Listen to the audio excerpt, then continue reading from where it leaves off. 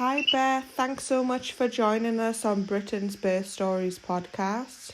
Hi Anna, thanks for having us. Thanks so much. Would you like to tell us where you're based and who's in your family?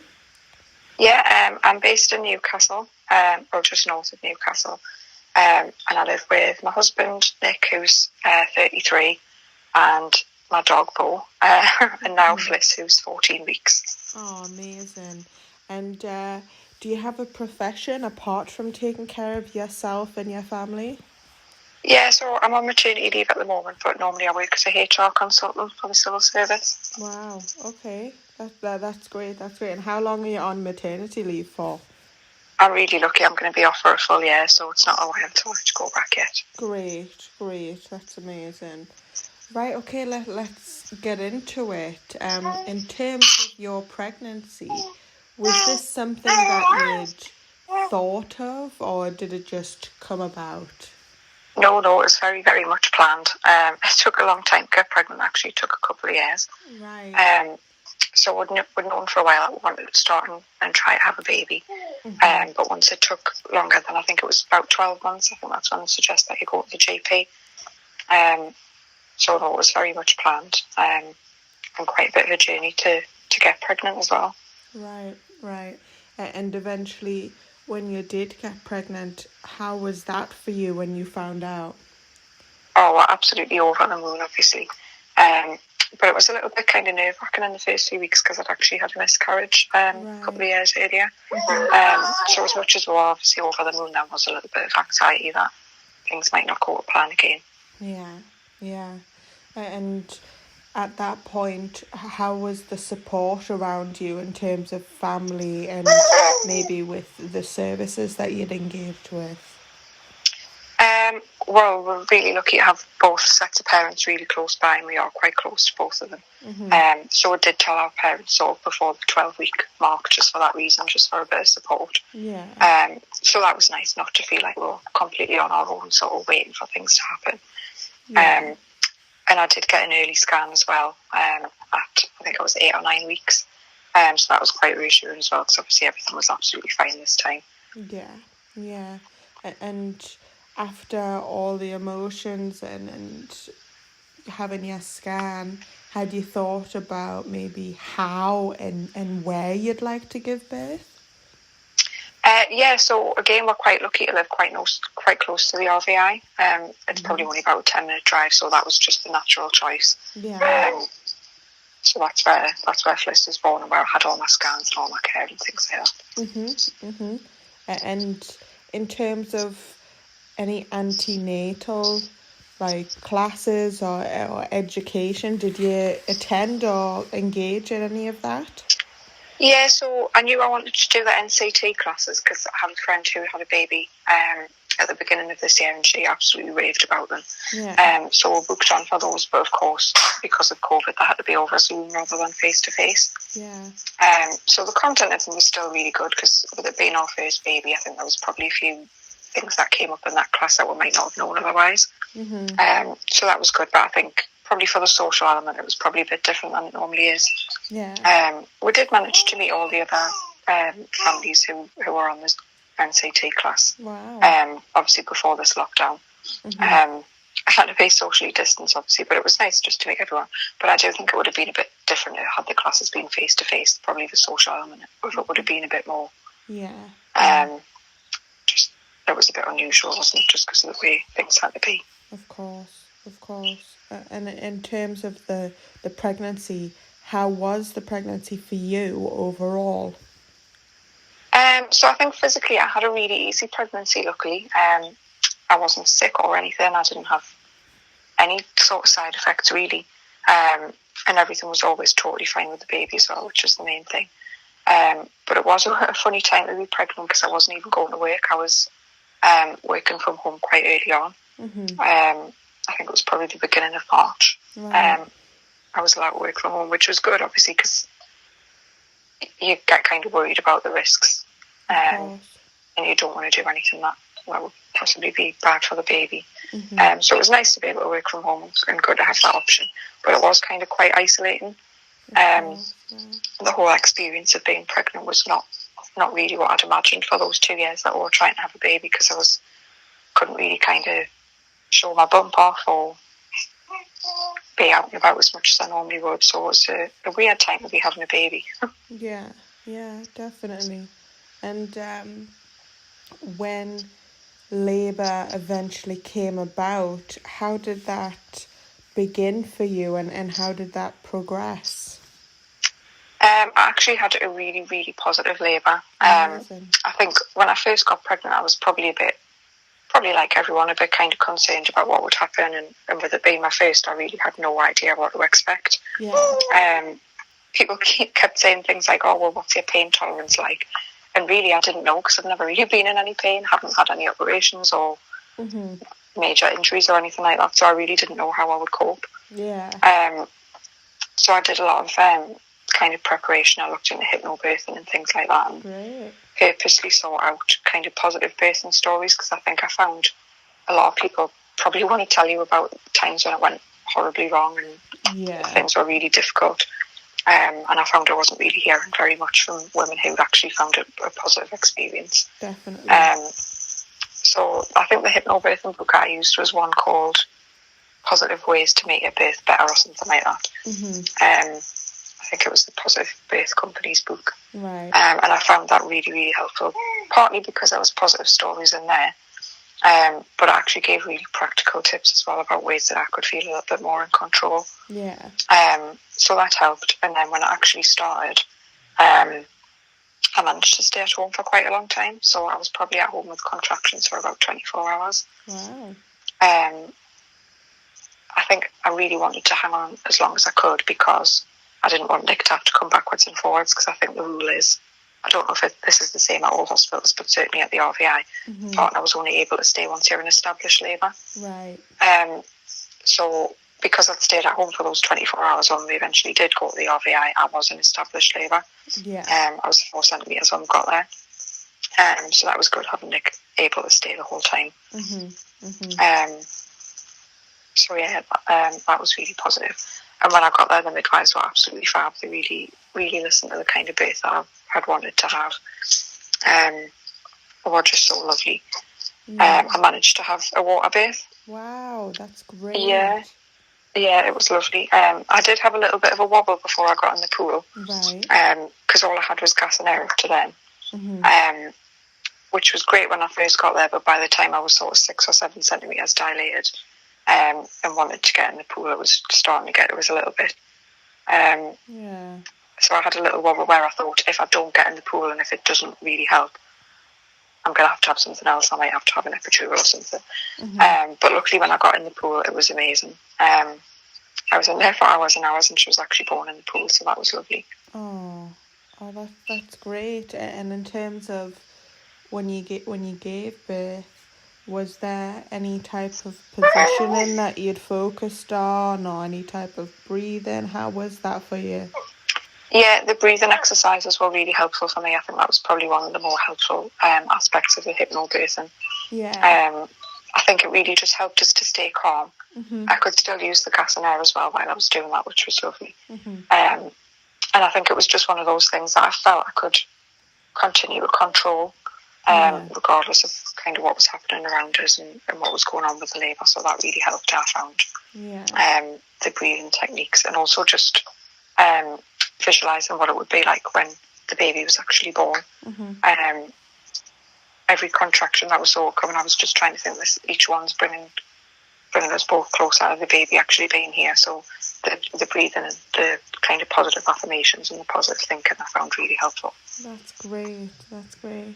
And when she eventually arrived, how was that, the first few moments and hours with her? Oh, it was amazing when she came out, because we didn't know what we were having. It was a surprise. So she literally just bobbed up like a cork. It was so cute.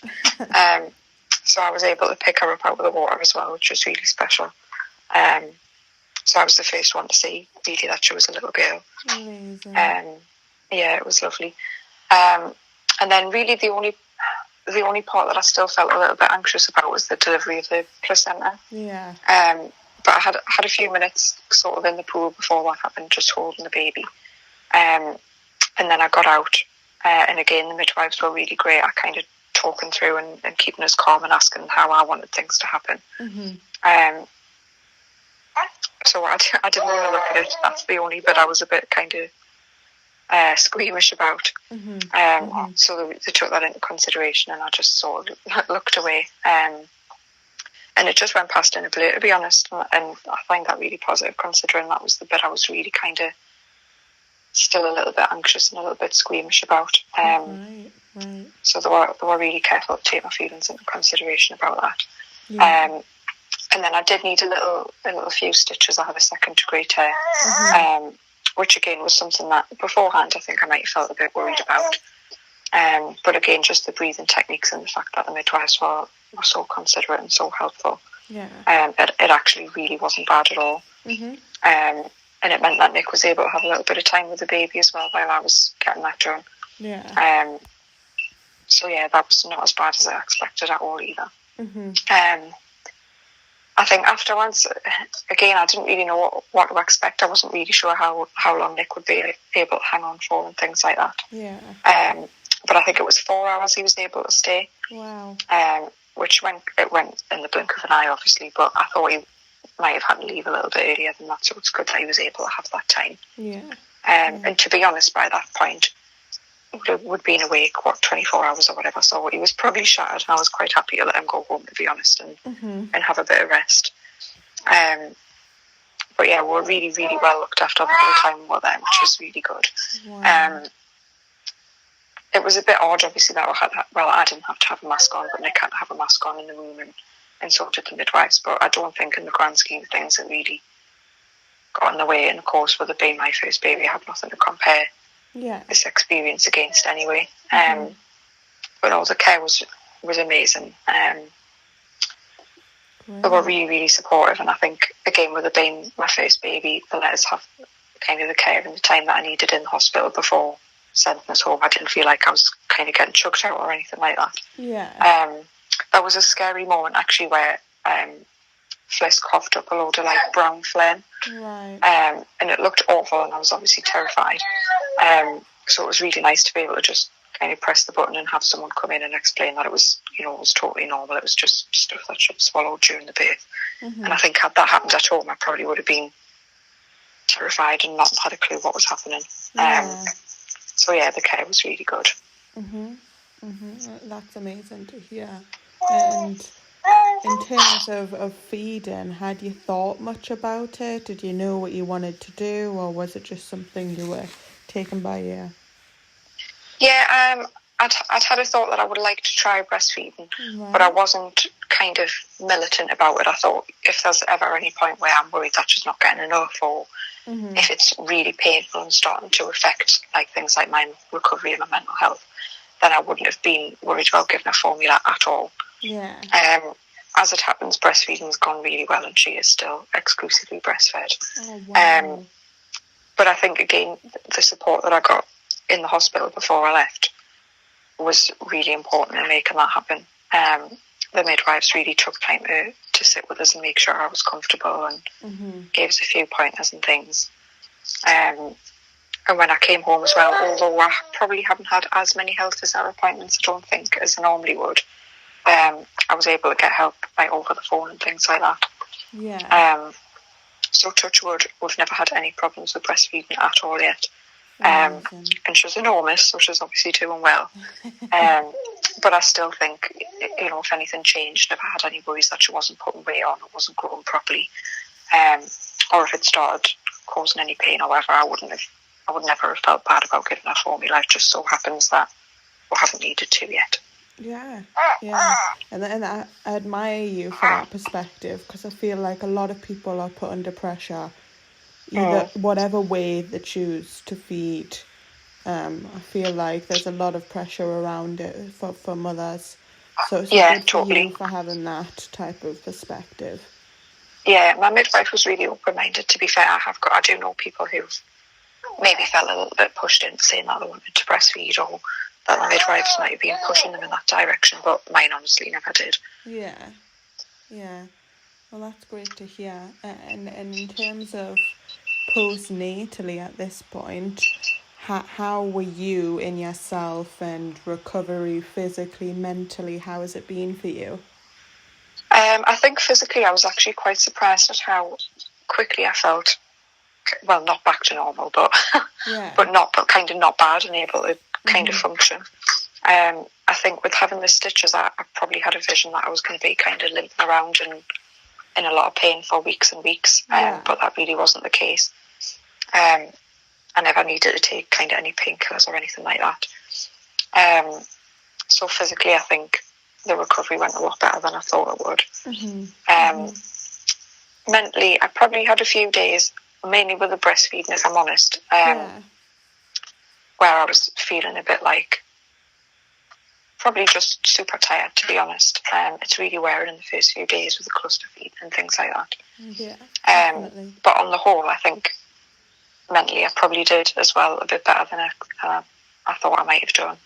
I thought the lack of sleep in the first few weeks would have really affected us, but it's amazing how quickly you adapt to not having as much sleep as normal. And once you'd kind of got into a bit of a routine and our sleep settled down and things like that, I feel like I came out the other side of that fairly quickly and again recovered mentally a bit better than I thought I might have done. There was those few wobbles, like I say, in a few days where I was probably a bit weepy. But I felt sort of quite prepared for that, I think, maybe because of the NCT classes. That was covered quite a lot in those, about what the first few days would be like mentally and what to expect. So I think that made it a little bit better to cope with, and probably for Nick as well, just knowing that it was normal for us to be a bit weepy and there wasn't probably anything seriously wrong. It was nice to have had that reassurance, I think, from the NCT classes. Great. And now that you're able to reflect on the entire experience overall, how do you feel about your care and the service that you received from beginning all the way up until now? I feel really lucky, to be honest. I think everyone I came in contact with, particularly, with all the COVID restrictions and things like that, did an unbelievable job. I certainly wasn't expecting to have such sort of personalised and close care, especially in the actual hospital itself. I thought things would be a lot more kind of arm's length. So I was really pleasantly surprised by that. I think in terms of postnatally, like I mentioned before, I think I've probably had less health visitor kind of face-to-face contact than I might normally have had. And Fliss has certainly been weighed less, I think, than other babies might have been. Outside of the coronavirus panic. I'm sure if I was to ring my health visitor and say I'm worried about her weight, they would come out and weigh her. And it's not that I am worried about her weight at all. Just probably on the bigger side, I would think. But it's just a bit funny to think that previously babies might have been weighed, every week or every other week maybe. Whereas Fliss is 14 weeks now and she's not been weighed since she was 6 weeks. It would just be nice to know, to be honest. Like I say, it's not that I'm worried or anything. I think maybe just particularly when it's your first baby, and especially if you're breastfeeding, it's just nice to have a bit of reassurance that they're putting weight on. Because I found that really helpful in the first few weeks. It was quite nice to know that she was thriving and growing well.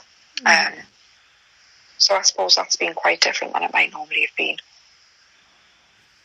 It's a peculiar time, isn't it? Because I think everyone's still trying to provide amazing care, but nobody really knows how to navigate the whole physical and mental aspect yet, in my opinion.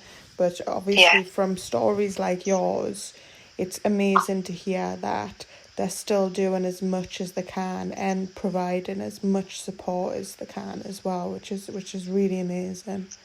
Yeah, absolutely. I mean, it's not anyone's fault, the coronavirus thing.